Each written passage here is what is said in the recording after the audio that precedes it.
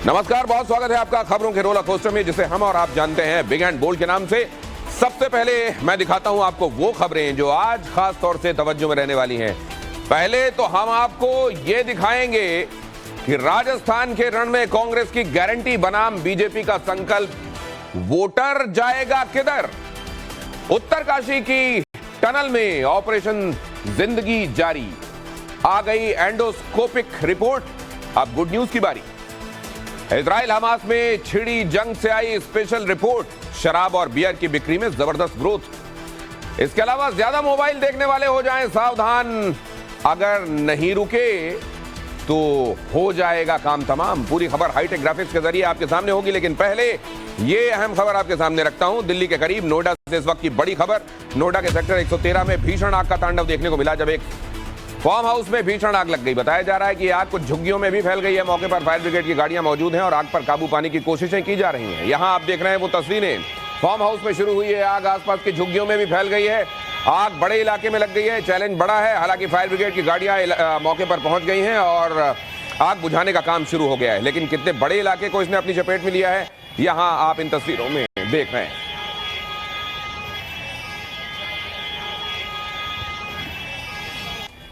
चंडीगढ़ के मनी माजरा इलाके में उस वक्त हड़कंप मच गया जब एक मिठाई की दुकान पर भीषण आग लग गई। लोग तब दहशत में आ गए जब आग लगने के बाद दुकान में रखे सिलेंडरों में जोरदार धमाके होने शुरू हो गए।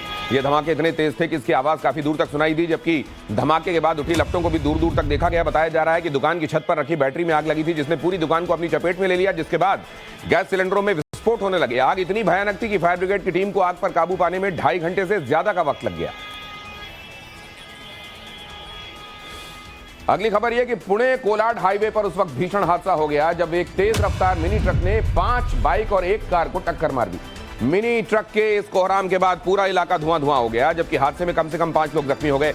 वहीं टक्कर मारने के बाद ट्रक ड्राइवर मौके से फरार हो गया। हादसा पिरंगुट घाट के पास हुआ, जब सामान से लदा तेज रफ्तार ट्रक जा रहा था और ड्राइवर ने अपनी गाड़ी से कंट्रोल खो दिया। इसके बाद ट्रक ने एक के बाद एक कई गाड़ियों को टक्कर मार दी। गनीमत रही कि ट्रक के ठीक सामने कोई गाड़ी नहीं आई, और अगर ऐसा होता तो कई लोगों की जान जा सकती थी। ये देखिए, भीषण रफ्तार, आउट ऑफ कंट्रोल हुई गाड़ी, और उसके बाद जो हुआ वो इन तस्वीरों में आपके सामने।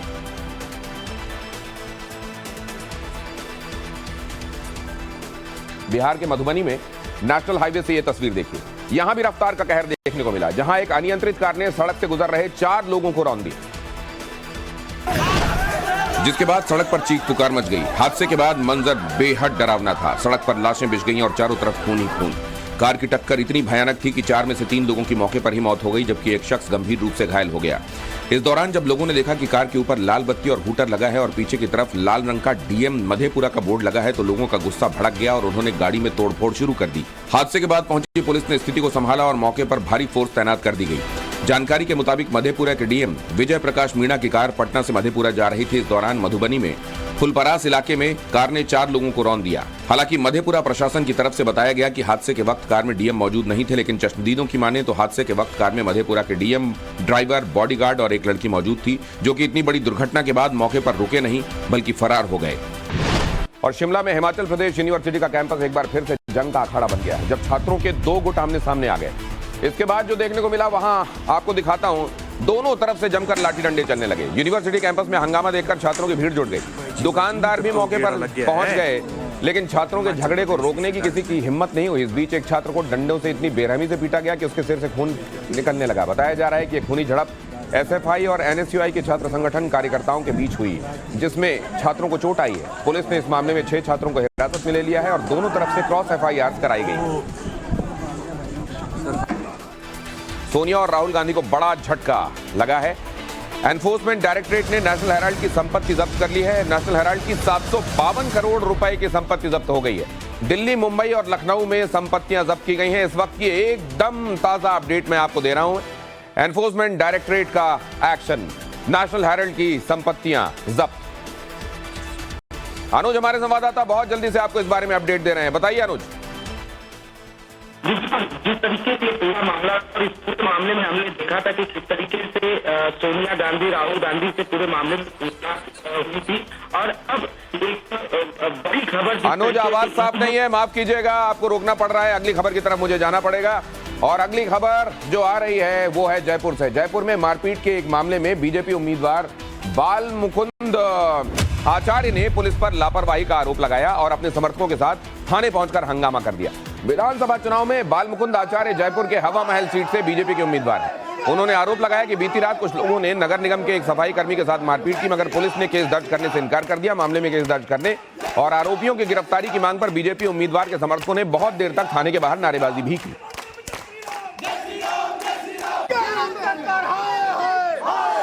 उत्तर प्रदेश के अमरोहा से खबर, पिछले कई दिनों से यहां एक आदमखोर तेंदुए ने आतंक फैला रखा है। गांव के लोग तब दहशत में आ गए जब वही आदमखोर तेंदुआ एक बार फिर से रिहायशी इलाके में देखा गया।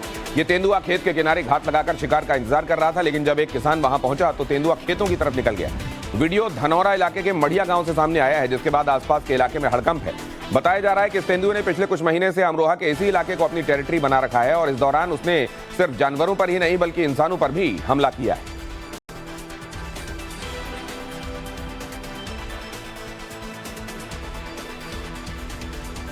जंगल में रहने वाले तेंदुए को शहर और गांव में देखकर लोग परेशान हैं, लेकिन सवाल यह है कि आखिर बार बार इस तरह की घटनाएं सामने क्यों आ रही हैं। इस तरह की घटनाएं जहां तेंदुआ या जंगली जानवर शहरों का रुख कर रहे हैं, असल में इसके पीछे कई वजह हैं, लेकिन मुख्य वजह यह है कि शहरों का दायरा बढ़ता चला जा रहा है। कंक्रीट का जंगल बढ़ता चला जा रहा है और इस फैलते कंक्रीट के जंगल ने जानवरों को बुरी तरह से प्रभावित किया है। शहर जंगलों तक फैल रहे हैं और जंगली जानवरों के रहने की जगह सिकुड़ती जा रही है। इंसान की आबादी बढ़ रही है, जंगल कट रहे हैं, मकान बन रहे हैं। इससे अब तेंदुओं को अपने अधिकार क्षेत्र वाले जंगलों में शिकार कम मिल रहे हैं और यही वजह है कि वो शिकार की तलाश में जंगलों की सीमा पार कर रहे हैं। और अब आपको ये भी बता देते हैं कि देश के किन राज्यों में कितने तेंदुए मौजूद हैं। मध्य प्रदेश में सबसे ज्यादा 1817 तेंदुए हैं। उत्तराखंड में तेंदुए की संख्या है 703। राजस्थान में यह संख्या है 171 और उत्तर प्रदेश में 194 तेंदुए मौजूद हैं। बिहार में सिर्फ 32 तेंदुए हैं और महाराष्ट्र में 905 तेंदुए, गोवा में 71 और कर्नाटक में 1129, केरल में 772, तमिलनाडु में 815, आंध्र प्रदेश में 343, उड़ीसा में 345, छत्तीसगढ़ में 846 और झारखंड में 29 तेंदुए मौजूद हैं। Wild life institute of India के मुताबिक देश में कुल 7,872 तेंदुए हैं और इन 7,872 तेंदुओं के रहने की जगह है, मतलब जंगल क्योंकि सिकुड़ता जा रहा है, इंसानी बस्ती, शहर बढ़ते जा रहे हैं, लिहाजा तेंदुए शहर का रुख नहीं कर रहे हैं, असल में शहरों ने जंगलों का रुख कर लिया है। और अब अगली खबर यह कि उत्तरकाशी में टनल में फंसे 41 मजदूरों को निकालने का काम युद्ध स्तर पर जारी है और इस बीच टनल 3 तरफ से ड्रिलिंग करके टनल से लोगों को निकालने का काम शुरू कर दिया गया है।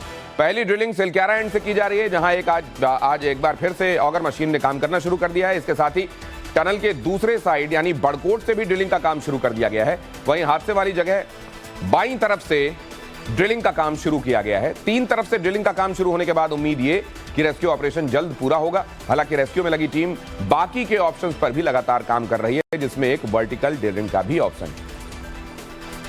और उत्तरकाशी में रेस्क्यू ऑपरेशन के 10वें दिन अब तक की सबसे अच्छी खबर ये कि जब टनल के अंदर भेजे गए एंडोस्कोपी कैमरे में सारे मजदूर सुरक्षित होने के साथ साथ बिना किसी पैनिक के नजर आए। सामने आई तस्वीरों में सुरंग में फंसे मजदूर सेफ्टी हेलमेट लगाए हुए नजर आ रहे हैं। राहत की बात यह है कि सभी मजदूर सुरक्षित हैं और किसी का हौसला टूटा नहीं है। इस दौरान सिक्योरिटी एक्सपर्ट्स ने मजदूरों से बात की और उनकी गिनती भी की गई। कैमरे की स्क्रीन को थोड़ा आप साफ कर लो, किसी रुमाल या कपड़े से कैमरे को साफ कर लो। और एक करके सबका समझा है। देखो फर्स्ट क्लास आवाज जा रही है, स्पीकर से, ये लाउड स्पीकर से अच्छी आवाज जा रही है। एक बार कैमरे पे सभी लोगों को दिखाओ। कैमरा नहीं पता, नाम नहीं 20 साल ये कौन है? ये उसके बगल वाला मजदूरों तक ये एंडोस्कोपी कैमरा, लाइट और वॉकी टॉकी उसी पाइप के जरिए पहुंचाया गया जिससे उन्हें खाना, पानी और दवाइयां पहुंचाई जा रही हैं। सुरंग के अंदर डॉक्टर्स की टीम भी पहुंची और मजदूरों से बात की। मजदूरों की डिमांड और डॉक्टर्स की सलाह पर मजदूरों को खाने में दलिया और खिचड़ी पहुंचाई जा रही है। आपको जानकर हैरानी होगी कि जिंदगी की आस लगाए ये मजदूर खुद को मजबूत रखने और एक दूसरे का हौसला बढ़ाए रखने के लिए जी तोड़ कोशिश कर रहे हैं और टाइम पास के लिए चोर पुलिस का खेल खेल रहे हैं। दिल्ली के इंदिरा गांधी इंटरनेशनल एयरपोर्ट पर कस्टम विभाग की टीम ने लगभग 2.5 करोड़ रुपए की कीमत का सोना पकड़ा है। ये सोना बैंकॉक से आ रहे यात्री के पास से बरामद किया गया है। इस शख्स ने सोने के छोटे छोटे बार जूस के टेट्रा पैक में छिपा कर रखे थे। कस्टम विभाग ने आरोपी के पास से 4 किलो 200 ग्राम सोना पकड़ा है, जिसकी कीमत 2 करोड़ 24 लाख रुपए बताई जा रही है।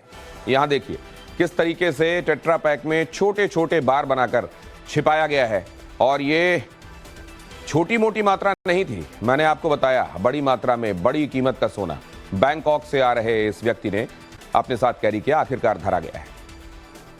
जंगल में प्रधानमंत्री नरेंद्र मोदी ने आज धुआंधार प्रचार किया। 12, कोटा, करौली में जनसभा की, जबकि जयपुर में रोड शो किया।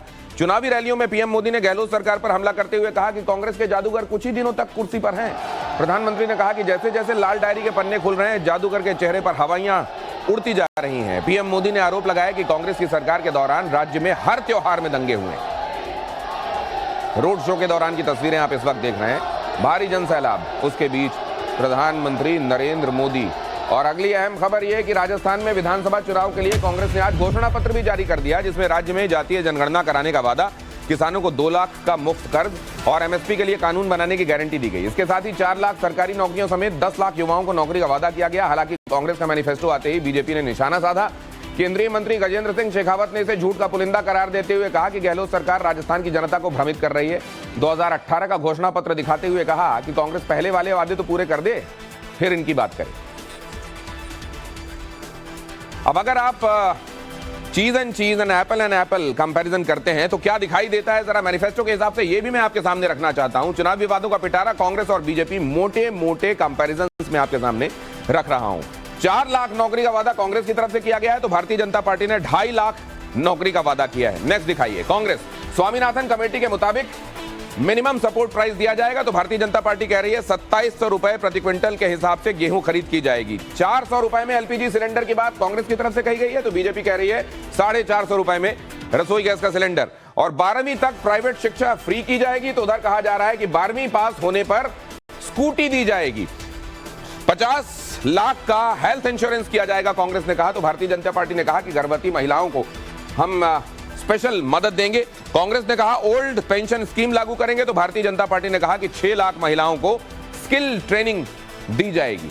और इस तरीके से दोनों तरफ से ही अपनी बातें अब जनता के सामने रख दी गई हैं। बारी है कि जनता किसको सब्सक्राइब करती है, किसको वोट देती है। और जंग से स्पेशल रिपोर्ट एक आपको बता दें, ये बड़ी हैरान करने वाली रिपोर्ट है। हालांकि शराब बिक्री में जबरदस्त ग्रोथ हुई है, लेकिन ऐसा हुआ क्यों है ये आगे बताने वाला हूं मैं आपको। पहले देखिए राजस्थान के रण में राहुल गांधी का भारतीय जनता पार्टी पर क्या अटैक देखने को मिला।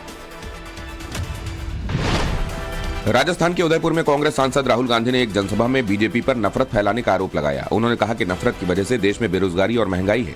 राहुल गांधी ने कहा कि बीजेपी और आरएसएस का मकसद गरीबों, मजदूरों, किसानों, आदिवासियों और दलितों को पैसे से दूर रखना है, और वो चाहते हैं कि सारा पैसा मुट्ठी भर अरबपतियों के हिस्से चला जाए। राजस्थान के चित्तौड़गढ़ में यूपी के सीएम योगी आदित्यनाथ ने बीजेपी की रैली को संबोधित किया। सीएम योगी ने उत्तर प्रदेश के बुलडोजर मॉडल का जिक्र करते हुए कहा कि यूपी में बुलडोजर ने माफिया को कुचलने का काम किया है। उन्होंने माफिया को विकास में सबसे बड़ी बाधा बताया और दावा किया कि डबल इंजन सरकार ही माफिया राज का खात्मा कर सकती है। राजस्थान विधानसभा चुनाव में आम आदमी पार्टी ने भी ताकत झोंक दी है। आज दिल्ली के सीएम अरविंद केजरीवाल ने पंजाब के मुख्यमंत्री भगवंत मान के साथ अलवर के गाजी थाना में रोड शो किया। राजस्थान विधानसभा में आम आदमी पार्टी ने 88 सीटों पर अपने कैंडिडेट्स उतारे हैं। हलाल सर्टिफाइड प्रोडक्ट्स की बिक्री पर योगी सरकार की सख्ती के बाद लखनऊ से गाजियाबाद तक फूड डिपार्टमेंट में एक्शन है। गाजियाबाद में 20 जगहों पर खाद्य विभाग की छापेमारी में 5 लोगों के खिलाफ मुकदमा दर्ज किया गया है। वहीं लखनऊ में हलाल सर्टिफाइड प्रोडक्ट बेचने वाले मॉल, सुपरमार्केट पर एफडीए की कड़ी निगाह है। हलाल सर्टिफिकेशन की आड़ में आतंकी संगठनों को फंडिंग का शक है। जांच के लिए एसटीएफ की टीम चेन्नई, दिल्ली और मुंबई भी जाएगी। ब्रिटेन के मोबाइल से ये हो जाता है, वो हो जाता है, और अक्सर आप इसको सुनकर भी अनसुना कर देते हो। लेकिन आज हम आपको बताएंगे वो जो विज्ञान कहता है, और इसे अनसुना ना करना ही ठीक होगा। स्विट्जरलैंड में पुरुषों में घटते स्पर्म काउंट को लेकर एक रिसर्च हुई जो आपको बताती है वो बहुत अहम है। रिसर्च के जो आंकड़े आए हैं वो बेहद चौंकाने वाले हैं। रिसर्च के मुताबिक दुनिया भर में पुरुषों का स्पर्म काउंट हर साल 1% की दर से कम हो रहा है। रिसर्च से यह बात भी निकलकर सामने आई है कि घटते स्पर्म काउंट के पीछे मोबाइल फोन का हाथ हो सकता है। वैज्ञानिकों ने 2005 से 2018 तक स्पर्म काउंट का अध्ययन किया। रिसर्च में 2800 से ज्यादा पुरुष शामिल किए गए और इसमें पाया गया कि मोबाइल को पास में रखने से स्पर्म काउंट में कमी देखी गई। दिन में 20 बार से ज्यादा फोन का इस्तेमाल करने वालों के स्पर्म काउंट में 21% तक की कमी देखी गई। सिर्फ मोबाइल ही स्पर्म काउंट का के लिए जिम्मेदार नहीं है, दूसरे फैक्टर्स भी हैं, लेकिन मोबाइल एक बड़ा फैक्टर है। रिसर्च इस बारे में स्पष्ट इशारा करती है। और बिग एंड वॉर फुटिंग पर काम चल रहा है, कई सारे एक्सपर्ट्स काम कर रहे हैं, दिन रात एक करके काम किया जा रहा है। इसलिए उम्मीद हम ये कर रहे हैं कि बस 18 घंटे और मिशन कंप्लीट हो जाएगा। हालांकि एग्जैक्ट टाइमिंग को लेकर कुछ नहीं कहा जा सकता, लेकिन ये खबर देखिए, इसका ब्यौरा देखिए, आपको भी लगेगा कि अब ये मिशन जल्द से जल्द कंप्लीट होगा। उत्तरकाशी की टनल में फंसे कर्मचारियों के बाहर निकलने का इंतजार क्यों खत्म होने वाला है? जिन लोगों के चेहरे अब तक सामने आए हैं उनका 18 घंटे बाद सुरक्षित रेस्क्यू हो सकता है, और उन चेहरों पर सुकून देखकर तमाम लोगों को सुकून मिला है। दिन हो या रात, 24 घंटे तेजी से काम चल रहा है। ऑगर मशीन ने काम करना शुरू कर दिया है। पहाड़ की चोटी पर ड्रिलिंग भी स्टार्ट होने वाली है। एक तरह से कहें तो मिशन कंप्लीट होने वाला है। टाइम्स नाउ नव भारत के 3 रिपोर्टर्स ग्राउंड जीरो पर मौजूद हैं। टनल से डायरेक्ट स्पेशल रिपोर्ट आपके सामने। कैमरे की स्क्रीन को थोड़ा आप साफ कर लो, रुमाल से, कपड़े से। किसी रुमाल या कपड़े से कैमरे को साफ कर लो। छोटा बच्चा के भी घर पे हम छोड़ के आए हैं ना। मेरा भाई है और एक रिलेटिव सुबोध कुमार है।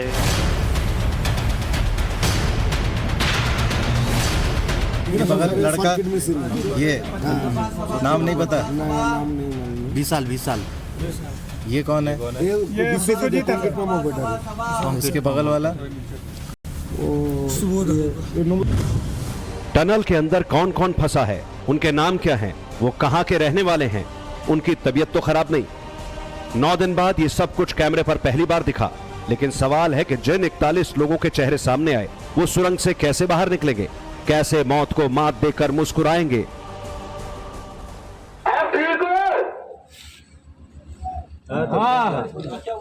ठीक है। कैमरा ऊपर। सारे लोग ठीक है तो कैमरे में अपने आप को दिखाएं, हाथ खड़ा करें, अच्छे से मुस्कुराएं। हम तुम्हारे पास जल्दी पहुंचेंगे, घबराएं नहीं। महज कुछ घंटे का इंतजार और फिर वो चमत्कार होने वाला है जिसमें सारे गम, सारे दर्द दूर हो जाएंगे। जो अब तक कैमरे पर नजर आ रहे हैं, जो लिक्विड डाइट के सहारे जी रहे हैं, दलिया और फल खाकर मौत से जंग लड़ रहे हैं, वो अपनों से गले मिलते दिखाई देंगे। सवाल यह है, जो काम 10 दिन में नहीं हुआ वो अब कैसे मुमकिन हो जाएगा? तो इसके लिए सुरंग को समझना बहुत जरूरी है। उत्तरकाशी में जो टनल बन रही है वो सिलक्यारा से बड़कोट के बीच है, लंबाई करीब 4.5 किलोमीटर। इस टनल का जो हिस्सा गिरा है वो सिलक्यारा एंड पर है। 205 मीटर से 260 मीटर तक की दूरी वाले इसी हिस्से में 41 जिंदगियां फंसी हैं। यहीं पर रीप्रोफाइलिंग हो रही थी, यानी टनल का निर्माण किया जा रहा था। इसी सिलक्यारा की तरफ से पहले 6 इंच का पाइप पार किया गया, उससे खाना पहुंचाया गया और फिर एंडोस्कोप के जरिए डॉक्टर्स ने भी लोगों से बात की। पिछले 10 दिनों से फंसे हुए जो मजदूर हैं उनको बाहर निकालने की कवायद जो है वो लगातार जारी है। अलग अलग एक्शन प्लान्स पे काम किया गया, उनमें से ये सबसे ज्यादा इंपॉर्टेंट था, सबसे जरूरी था। ये जो 6 इंच का पाइप जो है वो फूड सेफ्टी के लिए वहां पर गया है। अब देखिए उनके लिए खाना बनाने की पूरी तैयारी की जा रही है। जब उन्होंने 9-10 दिनों से सॉलिड फूड वैसा नहीं खाया है तो डॉक्टर्स की सलाह लेते हुए उन तक खाना पहुंचाया जाएगा। और उसी पाइप के जरिए ये कैमरा जो है उसका इस्तेमाल करते हुए वहां पर पहुंचाया जाता है। सिर्फ उनकी आवाज सुनी जा रही थी। वो बार बार ये कह रहे थे कि वो बिल्कुल ठीक है, वो जल्द बाहर आना चाहते हैं, जाहिर है कि वो बाहर आना चाहते हैं। लेकिन अब जब उनकी तस्वीरें यहाँ पर सबने देख ली हैं तो थोड़ा सा सुकून मिला है, थोड़ा सा सब्र लोगों का और बंधा है। आज सुबह मेरी बात हुई है, कोई सफा अहमद कोई पेशेंट था, क्योंकि अब जो उन्होंने नया पाइप डाला है उसके थ्रू वो थोड़ा है तो रिस्की जोन, वहाँ पर जाना भी एक वह है। तो अभी उन्होंने जो मुझे बताया था, अभी कोई बर्दान कोई समस्या नहीं है, खाली थोड़ा 1-2 कह रहे थे कि थोड़ा आंखों में जलन सी हो रही है और पेशाब में जलन हो रही है, उसके लिए हम दवाई भिजवा दी। और मल्टीविटामिन बी कॉम्प्लेक्स हो गया, विटामिन सी और ORS, ये हम अभी दे के आए हैं। अपनों को कैमरों पर देखा तो घर वालों की आंखों में आंसू आ गए। बारी बारी से सबने बात करना शुरू किया, हालचाल पूछा, जज्बात बयां किए, सबको तसल्ली दी और अपना भी धैर्य बंधाया। किसी ने तकलीफों को कुछ और घंटे सह लेने की बात कही तो कोई घर के किस्से बताकर अपना दुख बयां करता रहा। कोई बिहार से सिर्फ इसलिए उत्तरकाशी पहुंचा है कि पल पल का अपडेट मिलता रहे। कोई यूपी तो कोई पश्चिम बंगाल तो कोई झारखंड से आकर टनल के पास डेरा डाले है। जैसे टनल के अंदर 41 जिंदगियां मौत को मात दे रही हैं, ठीक उसी तरह उनके घर वाले भी टनल के बाहर डटे हुए हैं। वीडियो देख के तसल्ली अब हो रही है, दिल में थोड़ा अब लग रहा है कि शायद अंदर में ठीक है। हाँ, इसके बाद अभी जाके बात करूंगी, पूरा तसल्ली हो जाएगी। छोटा बच्चा के भी घर पे हम छोड़ के आए हैं ना। अच्छा, आपका छोटा बच्चा है? हाँ, 3 साल का है। कौन उसका ख्याल रख रहा है वहाँ पर? दादा दादी। आपके कोई परिजन अंदर फंसे हुए हैं, बताएं जरा। मेरा भाई है और एक रिलेटिव सुबोध कुमार है। अच्छा। 2 व्यक्ति हैं। 2 लोग आपके जानने वाले हैं? हाँ, जानने वाले 2 हैं और झारखंड से 15 स्टाफ है। जिस ऑगर मशीन से ड्रिलिंग हो रही थी उससे होने वाला वाइब्रेशन लैंडस्लाइड के खतरे को बढ़ा रहा था, इसीलिए मैनुअल ड्रिलिंग पर सबसे ज्यादा फोकस किया जा रहा है। इस ड्रिलिंग का तरीका है हाथों के जरिए खुदाई और मकसद है उन पाइप को फिट करना जिनके जरिए सभी लोग बाहर आ सके। यही वो पाइप हैं जिनके साइज अलग अलग हैं और यही टनल के अंदर कर्मचारियों तक पहुंचाए जाएंगे। इस प्लान के तहत पहले 900 मिलीमीटर के पाइप को दूसरे पाइप से जोड़ा जा रहा था। इसकी बिल्डिंग में 3 से 4 घंटे तक का वक्त लग रहा था, मगर इसके बाद यह कारगर नहीं हुआ। पीएमओ के अधिकारी और इंटरनेशनल टनल एक्सपर्ट ऑर्नो डिक्स ने रणनीति बदली और इस रणनीति के तहत अलग अलग पाइपों को जोड़ना शुरू किया। ये पाइप कैसे कर्मचारियों तक पहुंचेंगे, इसे इस एनिमेशन से समझिए। सबसे आगे 900 mm का स्टील पाइप है, बेहद मजबूत और मोटाई अच्छी खासी। इस पाइप के अंदर 800 mm के साइज वाला दूसरा स्टील पाइप फिट किया जा रहा है, यानी जैसे घर में इस्तेमाल होने वाली पाइपलाइन में चूड़ियों वाले दूसरे पाइप को जोड़ा जाता है, इस 800 mm के पाइप के अंदर एक और पाइप डाला जा रहा है। इसका साइज है 700 मिलीमीटर, यानी एक साथ 3 पाइप जोड़े जा रहे हैं। कि 700 mm का पाइप है, ये सबसे छोटा पाइप 700 mm का है। और देखिए मैं इसमें से पार होके दिखाऊंगा आपको कि किस तरह से उन लोगों को आने में यहाँ दिक्कत होगी या बिल्कुल आसानी से आ सकते। देखिए मेरी हाइट तकरीबन 5 फुट 10 इंच है और मैं देखिए कितने आराम से यहाँ ऐसे करते हुए आ रहा हूं, रोल करते हुए मैं आ गया। ये 700 mm का पाइप है। जो अभी तक वहां जो पाइप भेजे गए थे वो पाइप 900 mm के थे। और देखिए ये जो पाइप में से मैं निकल के आ गया, ये 700 mm में और 900 mm में पहले 800 mm की ड्रिल की जा रही है, यानी उसे वेल्डिंग करके जो लगाया जा रहा है उसे 800 mm का, 800 में 700 mm का पाइप ले जा रहे हो। पहले 900 mm गया जी, पहले 900 गया और अब कौन सा जा रहा है? फिर 800 गया, अब 700 जाएगा। देखिए पुख्ता होती है मेरी खबर पूरी कि पहले 900 mm जाता था, जो 900 ऐसे जोड़ा जाता था एक साथ, जिसे वेल्डिंग करने में बहुत समय लग रहा था। 6 इंच का पाइप कर्मचारियों तक पहुंचने में भले ही 9 दिन लग गए हों, लेकिन इस स्टेप में बहुत ज्यादा वक्त नहीं लगना है, क्योंकि पाइप को किस तरह फिट किया जाना है इसकी डिटेल रोबोट के जरिए जुटाई जाएगी। टनल की गहराई का अंदाजा भी रोबोट के जरिए ही पता लगेगा और जब यह प्रक्रिया पूरी हो जाएगी तो इन 3 पाइपों में जो सबसे छोटा 700 mm का पाइप है उसे टनल के अंदर फिट किया जाएगा। इसी में सभी 41 लोग पहले रेंगना शुरू करेंगे, फिर 900 mm के पाइप का जो एक सिरा टनल के बाहर होगा उसी से एक एक कर जिंदगियां सही सलामत बाहर आना शुरू होंगी। और ये जो आप देख रहे हैं ये वाला हिस्सा, ये वाला पूरा हिस्सा देखिए, ये इस हिस्से में जहां गैंट्री खत्म होती है वहां से ह्यूम पाइप, यानी जो 900 mm का डालने की बात हो रही है, लगातार बात चल रही है। देखिए आसान तरीके से यहां से समझाता हूं। ये देखिए जहां हम खड़े हैं ये पैसेज है जहां पर देखिए आप तो देखिए यहाँ पर ह्यूम पाइप डाला जाता है जिसकी मोटाई जो होती है 900 mm के आर्क होता है। वो ह्यूम पाइप के जरिए लोगों को बाहर निकालने का काम किया जाता है, क्योंकि देखिए ये जो कंस्ट्रक्शन है ये पूरी तरह से मजबूती के साथ बनाया जाता है, तो इसके ऊपर से गिरने का तो मतलब ही नहीं होता। देखिए